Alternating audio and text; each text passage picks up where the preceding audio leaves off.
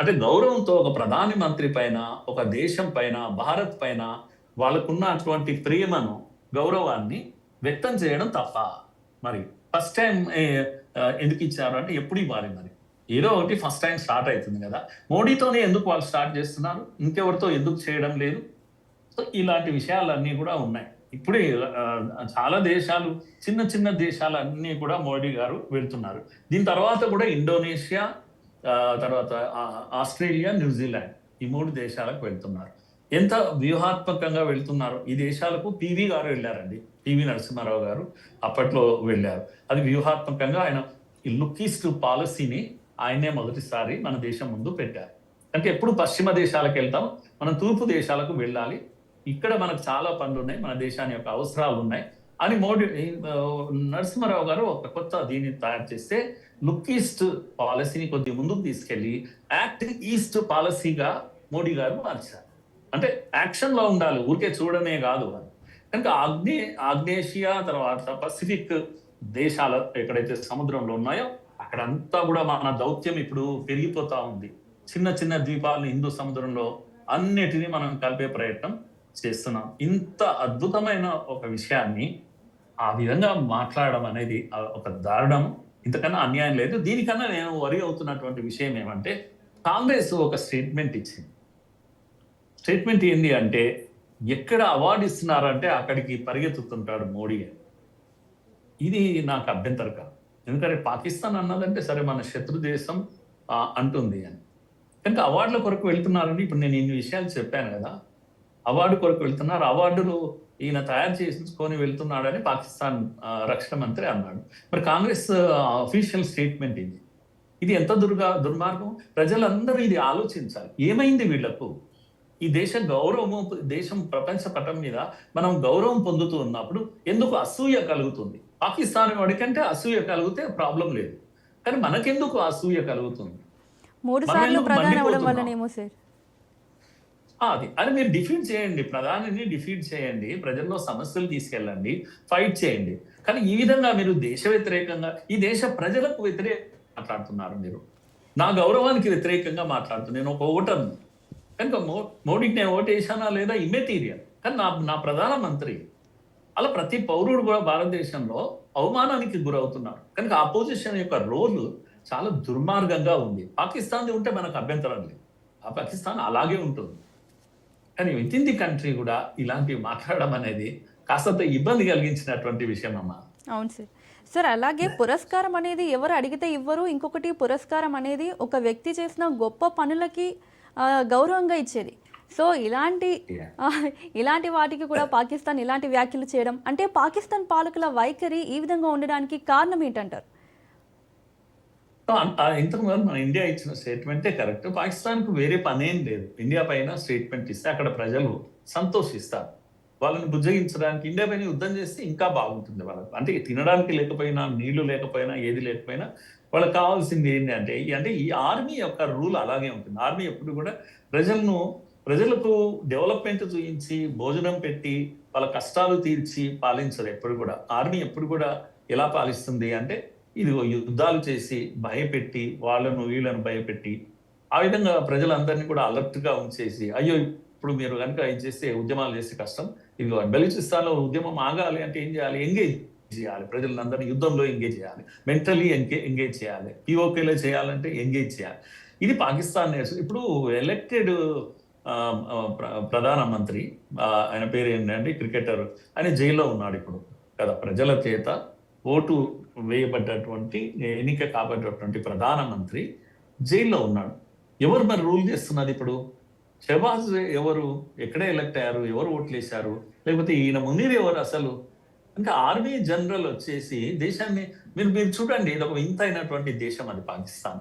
అందుకే అప్పుడప్పుడు అంటున్నా, అన్ని దేశాలకు ఆర్మీ ఉంటుంది, అక్కడనేమో ఆర్మీకే ఒక దేశం ఉంది అని, వాళ్ళు బ్రతకడానికి ఒక దేశం ఉంది.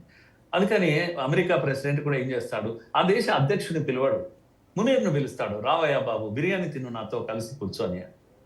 ఎందుకు అని అంటే తెలుసు ఆయనకు, మునీర్ నా చేతిలో ఉంటే ఈజ్ ఏ పప్పెట్ అన్నట్టు. మన ఇంట్లో పెట్ డాగ్ పెంచుకున్నట్టుగా ఇక్కడ ప్రధానమంత్రులను, ఇక్కడ అధ్యక్షులను అమెరికా ఆ విధంగా మనం వెళ్ళలేదు, మనం పిలవలేదు. ట్రంప్ ఎందుకు పిలుస్తారండి? మనకు అంత వాల్యూ లేదా? మన ఆర్మీ జనరల్ను అలా పిలుస్తారా? పిలిస్తే ఆయన వెళ్తాడా పోనీ? ఎంత ఎంత డిగ్నిఫైడ్గా ఉంటారు మన ఆర్మీ. సో ఇది ఈ తేడా ఉంది కనుక మన దేశము అంటే ప్రధానమంత్రి మోడీ కారణంగానే కాదు, కొన్ని ట్రెడిషన్స్ అన్నీ కూడా మన దేశంలో మొదటి నుంచి డెమోక్రసీ యొక్క వాల్యూస్ ఇవి స్టాండర్డ్గా ఉన్నాయి కనుక మనల్ని మనం కించపరచుకోవాల్సిన అవసరం ఏం లేదు. ప్రధానమంత్రులు వస్తుంటారు పోతుంటారు, ప్రభుత్వాలు మారుతుంటాయి, కానీ దేశము గర్వపడే విషయాల్లో మనం గర్వపడాలి. ఉదాహరణకు నీళ్లు ఆపేశాం, దాన్ని కూడా అడ్డంగా మాట్లాడుతుంటారు కొందరు. ఇన్ని యుద్ధాలు జరిగినాయి ఆపలేదు కదా అంటే, ఆపలేదు కనుక ఇప్పుడు ఆపొద్దా? ఎంత మొండిగా వ్యవహరిస్తుంది, ఇంతమందిని చంపుతుంది, ఊరూరా వచ్చి బాంబులు పెడుతుంది, టెర్రరిజంను ప్రమోట్ చేస్తూ ఉంది. మన బాంబే మీదకి వచ్చి మనం నిర్బంధం చేస్తారు 3 రోజులు 4 రోజులు. మన హైదరాబాద్లో బాంబులు పేలుస్తారు, నా గోకుల్ చాట్లో పేలుస్తారు. ఇది దేశమా లేకపోతే వాళ్ళకా? కనుక అలాంటి పాకిస్తాన్కు బుద్ధి చెప్పకపోతే మరి మరి ఎట్లా మరి ఈ దేశము హ్యాపీగా ఎప్పుడు ఉంటుంది? కానీ అలాంటి చర్యలు ఏవీ లేకుండా పాకిస్తాన్ పట్ల మితిమీరినటువంటి శృతి మించిన ప్రేమ చూపించడం ఇప్పుడు కూడా కొందరు మాట్లాడుతున్నారు. పిఓకే విషయాలు కూడా నేనేమంటున్నాను, మీరు కశ్మీర్ విషయంలో ఆజాదీ ఆజాదీ అని స్లోగన్ ఇచ్చారు. ఏది కశ్మీర్ ఫ్రీ చేయాలి ఇండియా నుంచి, ఇదా మీ ఆలోచన? ఇప్పుడు కశ్మీర్ చాలా హ్యాపీగా ఉంది. మన కశ్మీర్ను చూసి అక్కడ పిఓకే వాళ్ళు బాధపడుతున్నారు. అయ్యో మేము అక్కడ ఉంటే ఎంతమంది టూరిస్టులు వస్తున్నారు, 1000 మంది వస్తున్నారు, డబ్బులు సంపాదిస్తున్నారు, ఫ్రీ అయిపోయింది ఇప్పుడు కశ్మీర్లో, ఎవరైనా వెళ్ళొచ్చు, ఎవరైనా రావచ్చు, అక్కడ ఆస్తులు పెట్టుకోవచ్చు.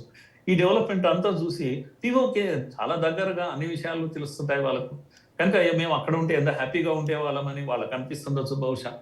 అందుకే డిమాండ్ చేస్తున్నారు, మాకు స్వేచ్ఛ కావాలి, మమ్మల్ని లిబరేట్ చేయండి, మీ పాకిస్తాన్ వద్దు మర్రో, మేము ఇండియాతో కలుస్తాం కావాలంటే. ఇలాంటివన్నీ ఈరోజు ఈ దేశం సాధిస్తున్నటువంటి విజయాలు. యుద్ధాలు చేయకుండానే ప్రజల మనస్సులను దోస్తున్నామా? ఇది గొప్పతనం కాదా? ఈ దేశం యొక్క గొప్పతనం కాదా? నీళ్ళు ఇవ్వలేదు, అది ఇవ్వలేదు, అది ప్రెషరైజ్ చేస్తున్నాం మనము. నేను మాట్లాడతాను, నీళ్ళు కూడా పంపకాల్లో మీరు ఆలోచించండి, అన్యాయం అని అంటున్నారు కొందరు. నీళ్ళ పంపకాలు ఎప్పుడు కూడా కింద ఉండే దేశాలకు సమానంగా ఇవ్వాలి అనేది ఒక పాయింట్. రెండోది వైశాల్యం, దేశం యొక్క వైశాల్యం, జనాభా ఆధారంగా నీళ్ళు ఇవ్వాలి, సమానంగా కాదు. కనుక ఆ దేశం ఎంత చిన్న దేశం, ఒక రాష్ట్రం అంతా లేదు, అక్కడ జనాభా ఎంత, మన దేశం ఎంత, కనుక వాటా ఈ దేశానికి ప్రజల జనాభాకు అనుగుణంగా వాటా రావడం లేదు. మరి ఇది మీరు మాట్లాడరా? న్యాయం కాదా? న్యాయం అన్యాయం నీ దేశం గురించి నువ్వు మాట్లాడవా? అయ్యో నీళ్ళు ఇవ్వరా, నీళ్ళు ఆపేస్తారా? ఇది అదేంటి మీకు బాధ అంతా? రానివ్వండి, వాడు రానివ్వండి. అయ్యా మేము ఇంకొకసారి మీకు ఈ టెర్రర్ గ్రూప్స్ను వేటిని మేము పంపం ఆపేసుకుంటాం అని అనివ్వండి. అంటే నష్టమా మనకేనా? కనుక పాకిస్తాన్ ఇలాగే వ్యవహరిస్తుందండి. టిట్ ఫర్ టాట్ అంటాం, అలాంటి జవాబు చెప్పాల్సిందే వాళ్ళకి. అవును సార్. సో అంతర్జాతీయ పురస్కారాలను రాజకీయ విమర్శలకు ఉపయోగించడం వల్ల దేశాల మధ్య సంబంధాలపై ఎలాంటి ప్రభావం పడుతుంది? తప్పకుండా ఈ విమర్శలు చేయడం వల్ల అంటే దేశాలు తీసుకుంటుంటాయి, ప్రధానమంత్రులు లేదా అధ్యక్షులు తీసుకుంటుంటారు, కానీ తప్పకుండా దేశ ప్రజల మీద కూడా దీని ఇంపాక్ట్ ఉంటుంది. ఇప్పుడు పాకిస్తాన్ కొద్దిగా సరే పక్క దేశం కదా అని మనం ఇష్టపడదాం అనుకుంటే, ఒక రక్షణ మంత్రి అట్లా మాట్లాడితే ఏమనిపిస్తుంది మనకు? మన ప్రధాని ఇట్లా అంటావా బిడ్డ? మనకు అనవసరంగా కసి పెరుగుతుంది ఆ దేశం మీద. ఎప్పటికీ ఎనిమిగా ఉంటామా? బార్డర్స్ని చేంజ్ చేయలేం కదా మనం. కనుక మనము కూడా మన భారతీయులమే సామాన్యంగా మెతక వైఖరి మనం. ఎప్పుడైనా సరే సర్దుకుందాం అని అనుకుంటే ఒక రక్షణ మంత్రి ఇలా మాట్లాడతారా? ఇంత అవహేళన చేస్తారా? ఇంత పెద్ద దేశానికి ప్రధాని. ఇది ఇక్కడ వ్యక్తి కాదమ్మా, నేను వ్యక్తిని గురించి ఆలోచించను. కనుక నా దేశ ప్రధాని అని ఇప్పుడు పార్లమెంట్లో అక్కడ మాట్లాడడానికి వెళ్ళారు. ఎవరు? నా దేశం వెళ్ళింది. భారత్ అనే ఒక సువిశాల దేశం అక్కడికి వెళ్ళింది. వాళ్ళకి ఎన్నో ఆశలు ఉన్నాయి, చుట్టుపక్కల అనేక దేశాలు, వందల దేశాలు, ద్వీపాలు. భారత్ ఇక్కడికి వస్తే మాకు రక్షణ కలుగుతుంది అని. చాలా సమస్యలు ఉన్నాయండి. పైరేట్స్ యొక్క సమస్య, సముద్ర దొంగల యొక్క సమస్య ఎంత ఘోరంగా ఉంటుందో అక్కడ. ఒకసారి ఇండియా స్థావరం అక్కడ ఉంది, ఇండియన్ ఆర్మీ అక్కడ ఉంది అంటే అన్ని ఆపగలుగుతాం, మనకు ఆ శక్తి ఉంది, ధైర్యం ఉంది. సో అలా ఒక డిగ్నిఫైడ్ వేలో దేశాలు వ్యవహరించాలి, కానీ చీప్గా అక్కసుతో విద్వేషంతో ఇలాంటి కామెంట్స్ చేయడం వల్ల రక్షణ మంత్రి నవాల్ ఆయన్నే చులకనయ్యాడు అని నాకు అనిపిస్తున్న విషయం.